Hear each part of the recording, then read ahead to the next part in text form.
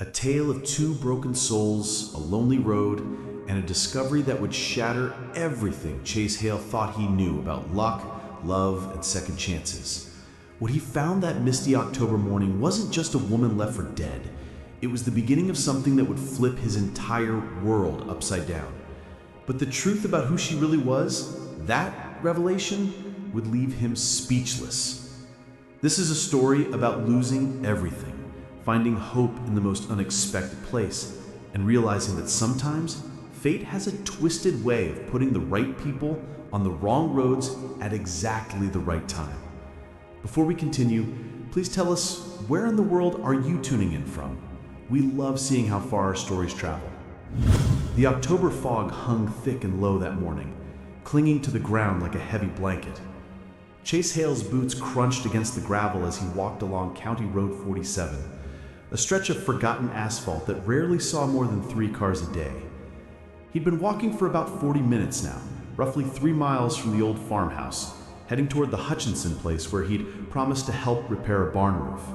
The pay wasn't much, but it was something, and something was better than nothing when you had a 6-year-old daughter depending on you. That's when he saw it. At first, it looked like a pile of dark clothes someone had dumped in the drainage ditch, but something about the shape made his stomach clench. No, not clothes. A person. "Hey!" Chase broke into a run, his heart hammering. "Hey, can you hear me?" As he got closer, the details came into horrifying focus. It was a woman, lying motionless in the shallow ditch, her body twisted at an unnatural angle. Her business suit was torn and filthy, covered in mud and dried blood. Her face was bruised beyond recognition, swollen, purple, the kind of damage that came from fists, not from falling. Chase dropped to his knees beside her, his construction site first aid training kicking in. He pressed 2 fingers against her neck, searching for a pulse. There. Faint, but there. Ma'am, can you hear me?" No response. Her skin was ice cold beneath his fingertips. This wasn't an accident. Nobody falls into a ditch and ends up looking like this. Someone had beaten this woman, badly, and left her here to die. But there was something else that made his blood even colder. Her legs. The way they were positioned, the muscle wasting visible even through her torn slacks. And there, half buried in the dirt beside her, track marks in the mud, like something with wheels had been here. A wheelchair. Someone had beaten a woman who couldn't walk and dumped her body out here in the middle of nowhere. Chase looked up and down the empty road. Not a single car, not a house in sight, no phone service out here. The nearest phone was back at Mrs. Dottie's place, a 1/4 mile from his farmhouse. He checked the woman's breathing again. Shallow, labored. She didn't have hours. The decision came fast. He carefully lifted her, cradling her like he used to carry his daughter. The woman weighed almost nothing. As he lifted her, her head lolled against his chest, and he heard a soft, unconscious whimper of pain. "I've got you. You're gonna be okay. I promise." The walk back felt like miles. His arms burned, his back screamed, but he didn't stop. Every few minutes, he'd pause just to check if she was still breathing, then keep moving. The fog began to lift as he finally saw the outline of his farmhouse through the trees. The old structure looked run down in the morning light.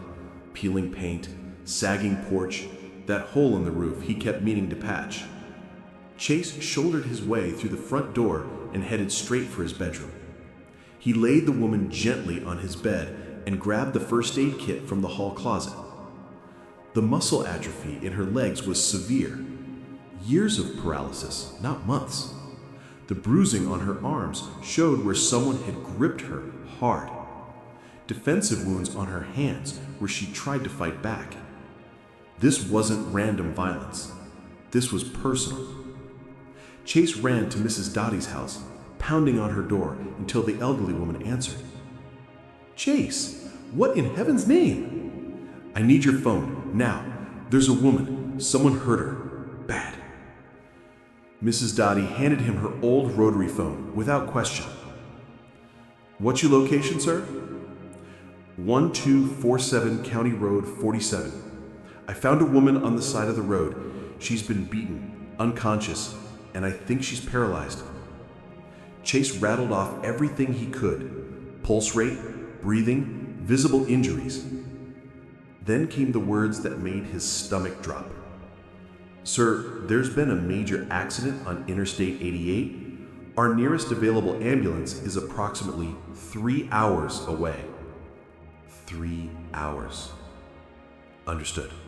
He ran back to check on the woman. She was exactly as he'd left her. Pale, cold, barely breathing. Chase pulled a chair up beside the bed, checking her pulse every 10 minutes, talking to her even though she couldn't hear him because the silence felt too much like death. Whoever you are, you're a fighter, so just keep breathing, okay? An hour passed, then 90 minutes, and then her eyes fluttered open. Chase leaned forward instantly. Hey, you're safe. Don't try to move. Her eyes were wild with terror, unfocused, searching for threats that weren't there. Please, don't let them find me. No one's going to hurt you here, I promise. My chair. Her words came in broken fragments. They took my chair, said I wouldn't need it, burned it right in front of me. Chase felt rage coil in his gut. Veronica, the woman whispered. My sister. She watched. She just watched. Shh, save your strength. Help is coming. They left me to die. A single tear rolled down her bruised cheek. She said our father was a fool, giving me the company when I can't even walk. Then her eyes rolled back and she was unconscious again. The ambulance finally arrived 2 hours and 47 minutes after his call. The paramedics rushed in with professional efficiency. Sir, did she say anything? She was conscious for maybe a minute, said something about her sister, about her wheelchair being burned. The paramedic's expression darkened. This woman's been drugged, heavy sedatives, and these injuries, someone wanted her dead. Which hospital are you taking her to? St. Catherine's in Bloomington. Chase nodded. I'm following you there. Chase ran back to Mrs. Dottie's house where his daughter Brielle was having breakfast. The little girl looked up from her cereal. Daddy, you's back early. Something happened this morning. I found a lady who's hurt, and I need to make sure she gets to the hospital safely. Can you be a big girl and come with me? Brielle's brown eyes went wide. Is she hurt bad? Pretty bad, yeah. Then we gotta help her. Brielle jumped down and grabbed her stuffed rabbit. Mr. Bunny always makes me feel better when I'm scared. Maybe the hurt lady needs him too. The drive to St. Catherine's took an hour. A police officer approached Chase almost as soon as he walked through the doors. Sir, I am Officer Martinez. I understand you're the one who found the victim? For the next hour, Chase gave his statement while Brielle clung to him. Mr. Hale, do you have any idea who this woman is? No. She was unconscious most of the time. Officer Martinez wrote something in his notebook. Between you and me, this looks like attempted murder. But she did survive. Because of you, the officer met his eyes. You saved her life, Mr. Hale. Daddy, can we wait here till the sleeping lady wakes up? Yes, sweetheart, we can wait. They waited for hours. Brielle drew pictures with crayons a kind nurse provided. Chase sat in the uncomfortable plastic chair, his mind wandering to places he'd been trying to not go for 2 years. He thought about Andrea, about the day she'd collapsed, how the doctors had said stage 4 and weeks, not months. He thought about Marcus, his business partner, who had stolen everything while Chase was buried in grief. The lawyers said he'd have to declare bankruptcy. Creditors took the house, the cars, everything. The farmhouse had been Andrea's childhood home, inherited from her parents. It was falling apart, but it was all they had left. For 2 years, Chase had been surviving, just barely. But this morning, when he'd found that woman in the ditch, something had shifted. For the first time in 2 years, he'd felt useful, necessary. Mr. Hale? Chase looked up. A doctor in scrubs stood before him. "I'm Dr. Patel. She's stable now. Critical, but stable. She has 3 cracked ribs, severe contusions, and evidence of long-term paralysis. Someone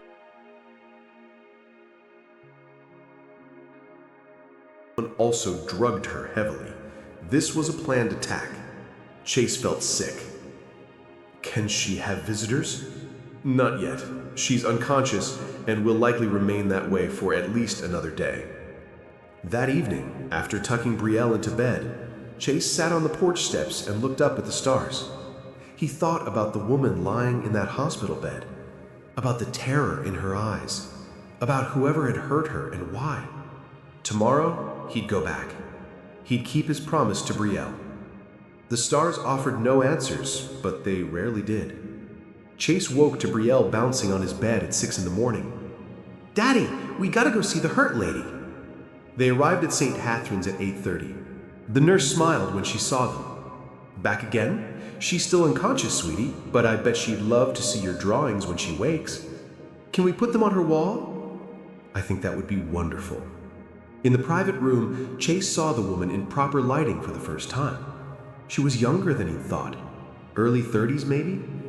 Even with the bruising, he could see delicate features, high cheekbones, long blonde hair, the kind of face that belonged in boardrooms, not beaten and left to dead. Brielle placed Mr. Bunny on the bedside table. "There, now you won't be lonely."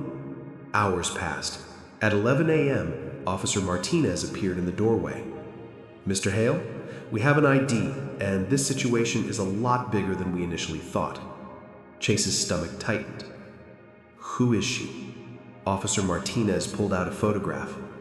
"Her name is Valentina Cross, CEO of Cross Technologies. She's been missing for 2 days." Chase stared at the photograph, then at Valentina in the bed. Cross Technologies. He knew that name. One of the biggest tech companies in the country, worth billions. Her family? They're the ones who did this? We're investigating. But this woman had 70% ownership of a multi-billion-dollar company. Certain people apparently thought her wheelchair made her unfit to lead. Officer Martinez's expression hardened. "We're looking at her stepsister and several board members." Someone had tried to murder her for money, for power. "We'll need you to testify when this goes to trial." Chase nodded slowly. "Whatever she needs." "Daddy," Brielle tugged his sleeve, "what's a CEO?" "It means she's in charge of a big company, sweetheart. A very important person." "But she's hurt real bad. Being important doesn't stop people from being hurt, does it?" "No, baby, it doesn't." "Maybe she needs friends more than she needs being important. Friends don't leave you in ditches." Chase reached over and smoothed his daughter's hair. "You're absolutely right, sweetheart." The next day, Valentina was still unconscious. Chase and Brielle came again.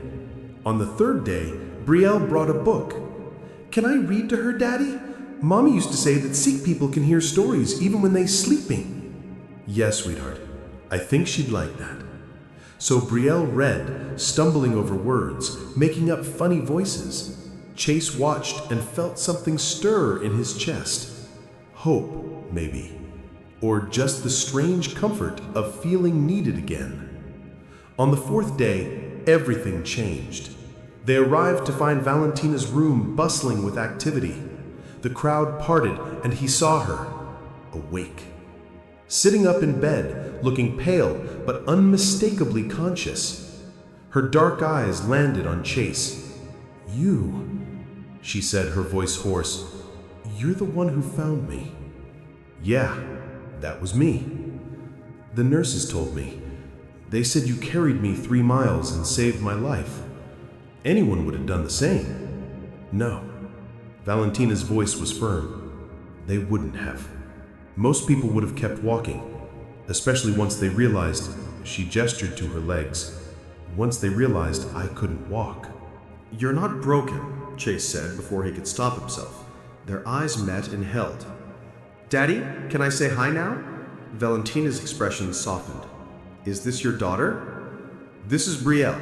Brielle, this is Valentina Cross." "You's got a pretty name. It sounds like a princess name." Valentina's laugh was weak, but genuine. Not quite, sweetie. I left my bunny for you, so you wouldn't be lonely. Did he help? Valentina's eyes filled with tears. She reached for the stuffed rabbit. He helped very much. Thank you, Brielle. A suited man cleared his throat. Miss Cross, we should let you rest. No, give me a few minutes alone with Mr. Hale and his daughter. Please. The room emptied. Valentina studied Chase. She set Brielle down. He chose his words carefully. 2 years ago, I lost my wife to cancer, lost my business to a crooked partner, lost everything except my daughter and an old farmhouse. He met Valentina's eyes. I know what it feels like when the world kicks you when you're down. So when I saw you in that ditch, I wasn't going to be one of those people who walks away. Valentina's expression shifted. They tried to kill me, she said quietly. My stepsister Veronica and 3 board members. They drugged me, drove me out to that road, and destroyed my wheelchair. Burned it while I watched. Veronica said our father was a fool for leaving me the company when I can't even walk. Chase felt rage coil in his gut. That's evil.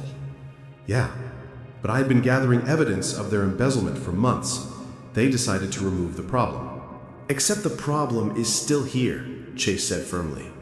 Because of you, Valentina's voice dropped to a whisper. You saved my life, Chase Hale. You don't owe me anything. Yes, I do. And more than that, I don't have anyone. No family I can trust. For days, the only people who came were a stranger and his 6-year-old daughter. Chase thought about his own isolation since Andrea's death. Yeah, I know exactly how that feels. Their eyes met again, and this time the connection was undeniable. Look, Daddy, this machine shows her heartbeat, Brielle pointed excitedly. Valentina laughed, and the sound transformed her face. Chase found himself smiling too, something warm unfurling in his chest.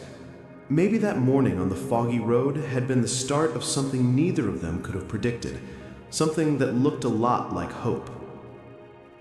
Over the next 2 weeks, Chase and Brielle became fixtures at St. Catherine's. They visited every day. Chase brought soup and conversation. Brielle brought endless drawings and stories.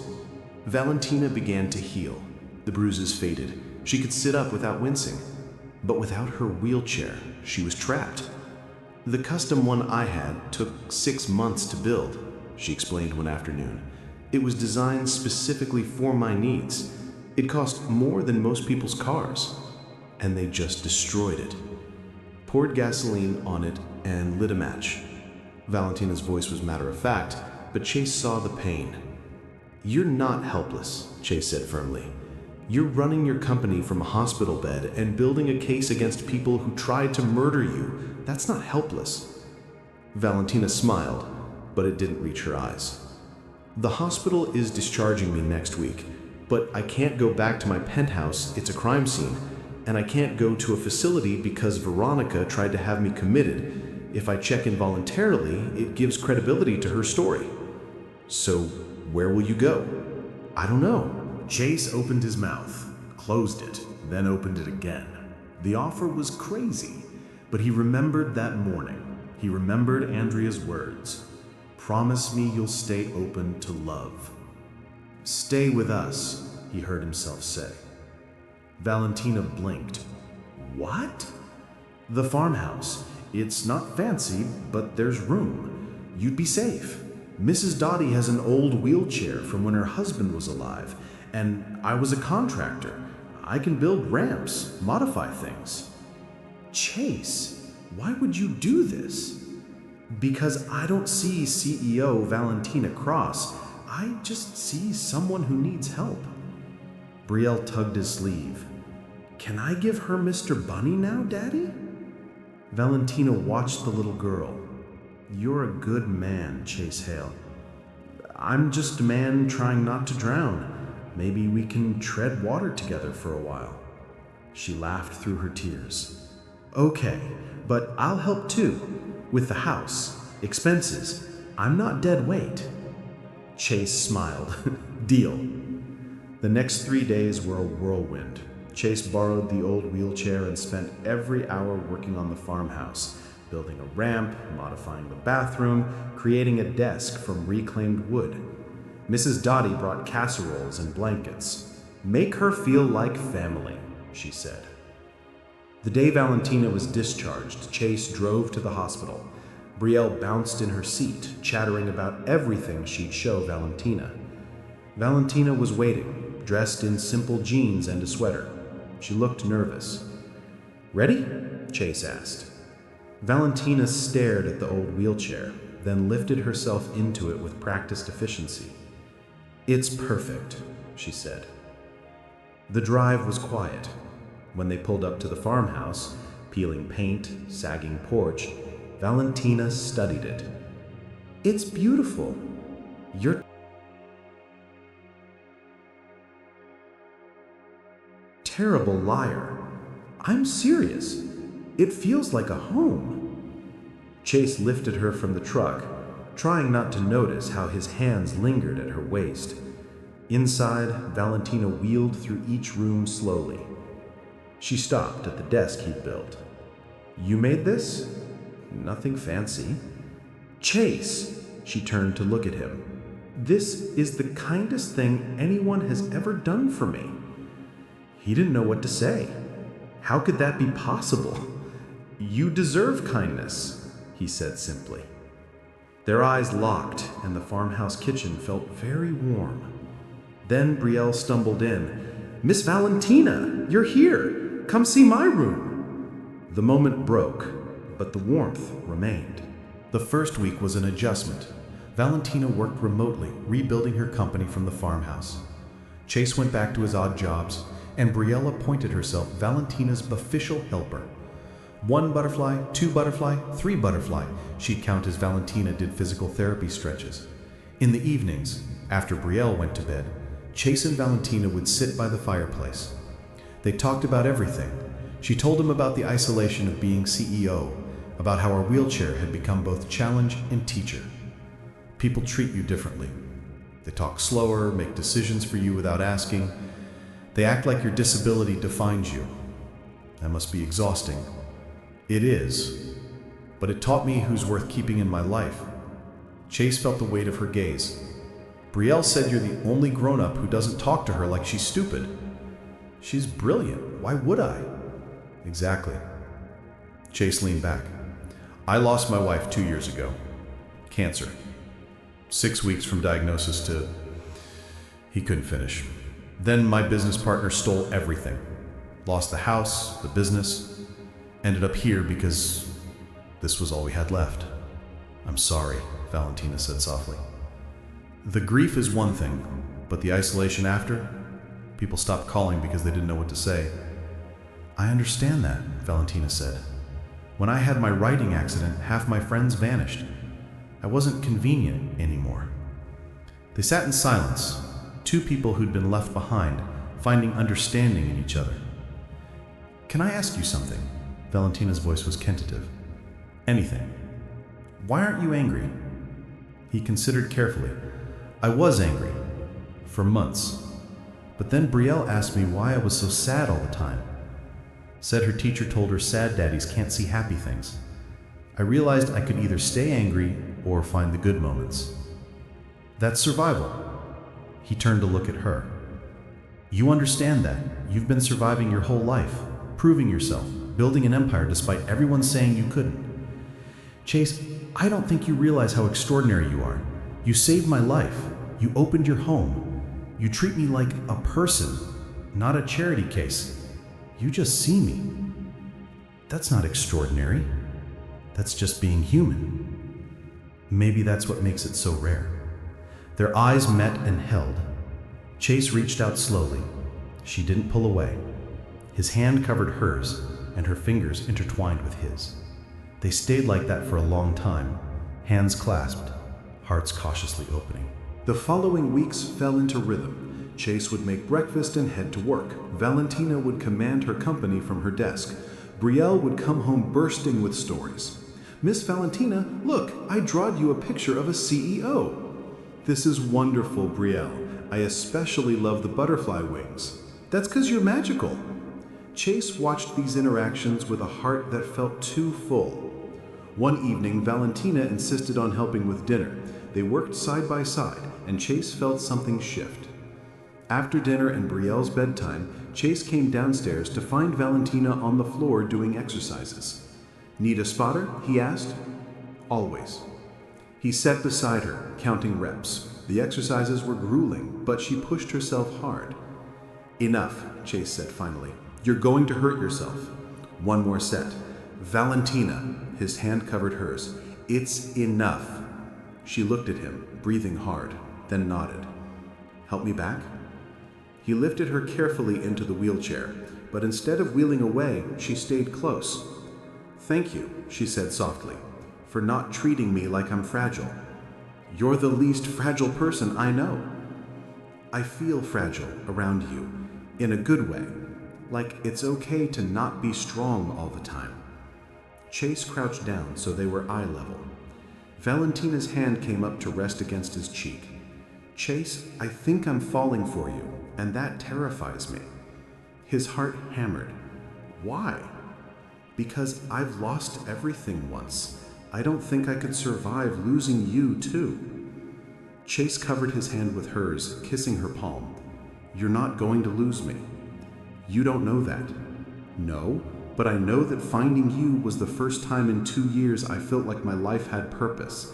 I know that hearing you laugh with Brielle makes me happier than I thought possible.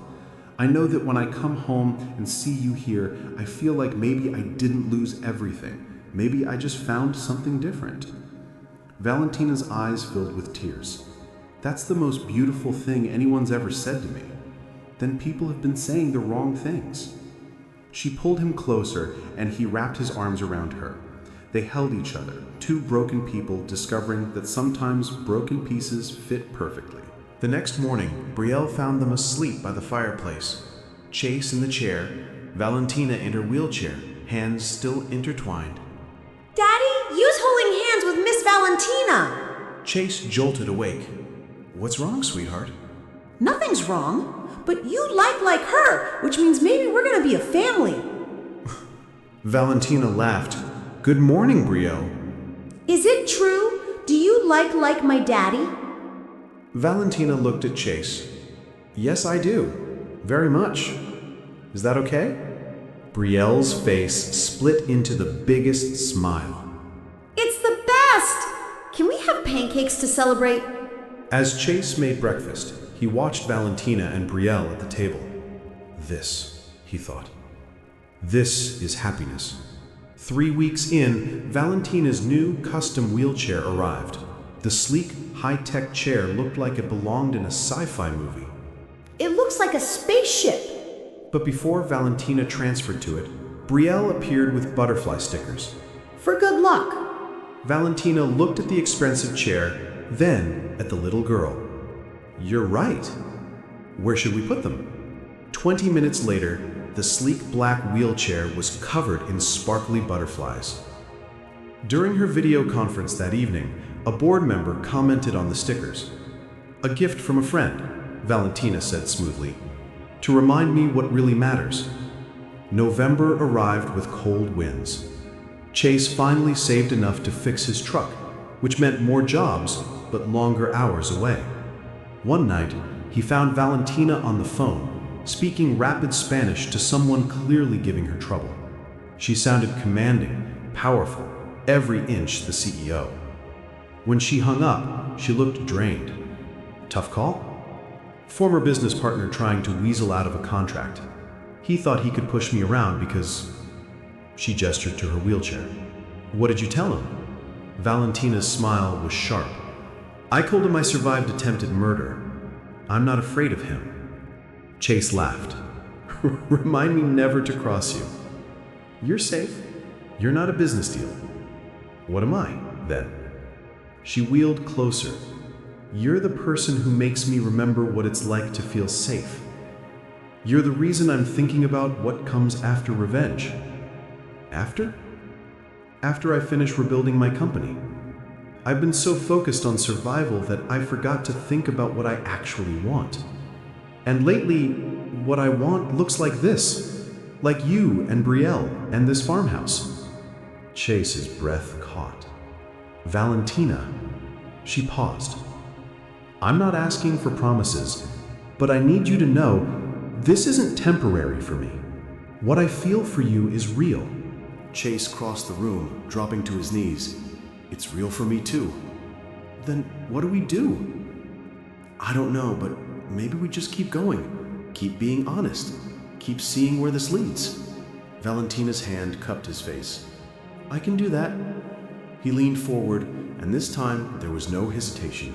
Their lips met in a kiss that was gentle and fierce all at once. When they pulled apart, both breathing hard, Valentina smiled. I think Mr. Bunny was right. Chase laughed, resting his forehead against hers. Don't tell Brielle. Too late, Brielle's voice called from the stairs. I heard everything. Mr. Bunny says, I told you so. They dissolved into laughter, and Chase realized this mess of emotions was exactly what he'd been missing. It was life. Real, beautiful, imperfect life. December brought snow and difficult news. The trial date was set for late January. Valentina would have to return to Chicago. I have to go back, she said one evening. The company needs me and the legal stuff. I know, Chase said. Come with me. He looked up sharply. What? You and Brielle? Come to Chicago. Valentina rushed on. I have a house in the suburbs, 4 bedrooms, huge yard, excellent schools, and Chase, my company needs a new head of facilities and construction. Valentina, I can't accept charity. It's not charity. You built Caldwell Construction into a $3 million company. You have the experience I need, and more than that. Her voice softened. I'm falling in love with you, Chase Hale. Being away from you has been torture. I don't want to do this separately. I want us together. Chase felt like the floor had disappeared. You love me? Yes, you idiot. I love you. I love your daughter. I love this farmhouse and your determination to fix everything. I love that you see me as a person. I love... He kissed her, cutting off the words. When they broke apart, they were both crying. I love you too, he whispered. I didn't think I could feel this way again. You deserve everything. Let me give you that. Not as charity, but as someone who loves you. What about this place? Chase looked around. Keep it. But Chase, don't trap yourself in the past. Andrea would want you to live. He thought about Brielle, who deserved better opportunities, about the future he could build with Valentina if he was brave enough. Can I think about it? Of course. But Brielle, eavesdropping again, had different ideas. Daddy, can we please go to Chicago? Please? Miss Valentina's house probably doesn't have holes in the roof, and I really want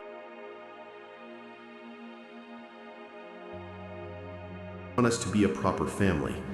Chase looked at his daughter's hopeful face, then at Valentina's careful hope, and felt something crack open. Maybe it was time to stop just surviving. Yeah, he said. Yeah, let's do it. Brielle shrieked. Valentina's face transformed with relief, and Chase felt, for the first time in 2 years, like the future held promise. It held love. 4 months later, Chase stood in his new office on the 15th floor of Cross Technologies Tower, looking out at the Chicago skyline. Behind him, his office door opened. Mr. Hale, you have a visitor, his assistant said. Veronica rolled in, looking every inch like the CEO. Hey, stranger, lunch? Chase grinned. The boss is asking me on a date? Consider it a performance review. She wheeled closer, and he kissed her. The trial had concluded weeks ago. Veronica and the board members were convicted, facing decades in prison. Valentina had restructured Cross Technologies completely, implementing accessibility initiatives that Brielle had inspired. The company was thriving, but Chase knew the real story. It wasn't about a CEO reclaiming her empire. It was about 2 broken people finding each other and choosing to build something beautiful from the wreckage. How's Brielle? Valentina asked. Made 3 new friends today. Of course. Mr. Bunny is a legend. They rode the elevator down in comfortable silence. The farmhouse still stood back in Illinois. They visited on weekends. But Chicago had become home. At lunch, Valentina pulled out a small box. Chase's heart stuttered. What's this? Inside was a key. The farmhouse. I had it remodeled. New roof, everything fixed. I thought maybe we could use it as a retreat. Chase stared at the key. I don't deserve you. Yes, you do. You saw me when I was at my lowest, and you didn't walk away. That kind of love saves lives. I love you so much it scares me. Good, because I have one more thing. She pulled out another box. A ring. Simple, elegant, designed not to interfere with wheelchair use.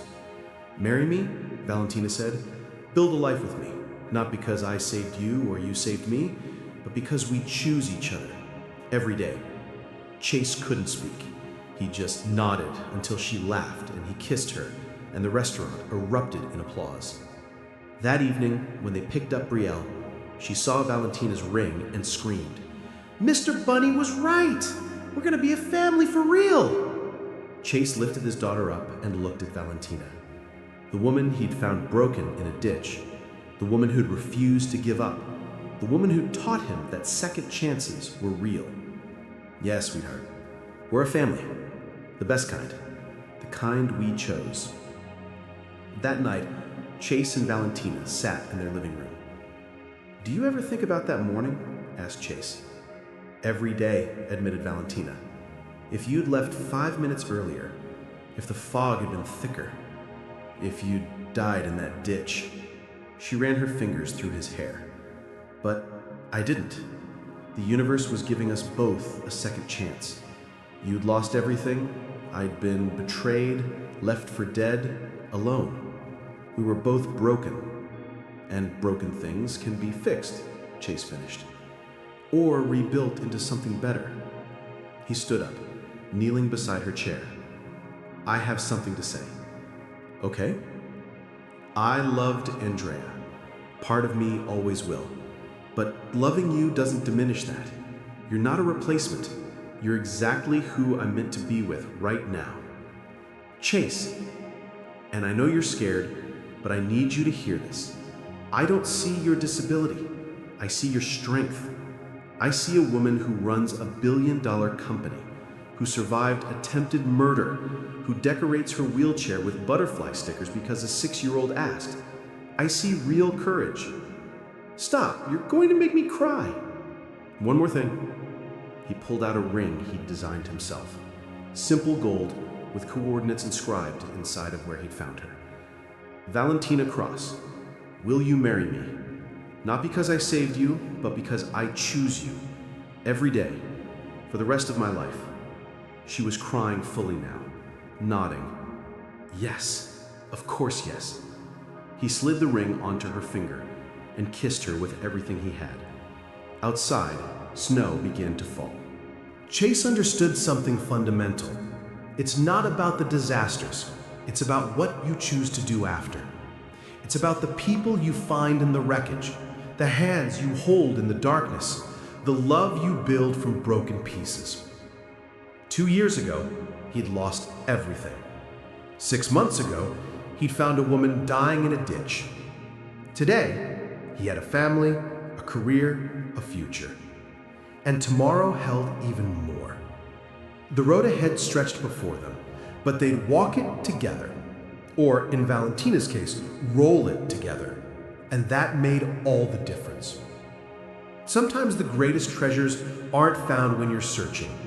Sometimes they're discovered when you simply stop to help someone else. When you choose compassion over convenience.